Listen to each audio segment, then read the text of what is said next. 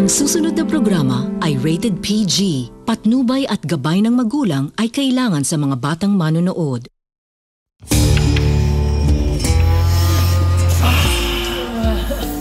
Ang sarap magsayo.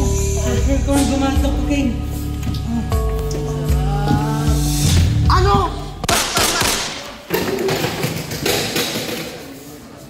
Mga pulis kami, lumabag ka sa batas na RA 125. Salang paggamit ng illegal na droga. Hindi mo!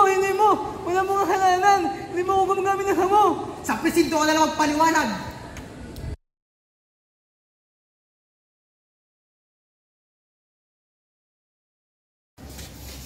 Aabot sa 10 milyon na kandidad na pinag-iinalang shabu ang nasabat sa sarong construction worker.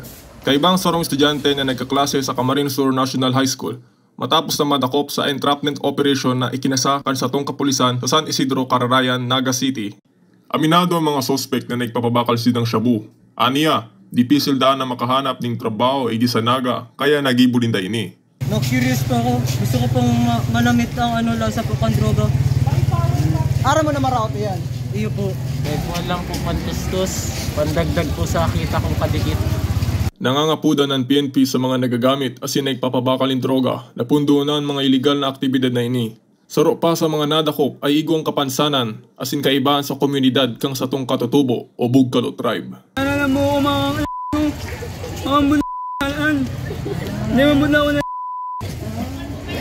Ang una ko sa imo, huwin ka pa.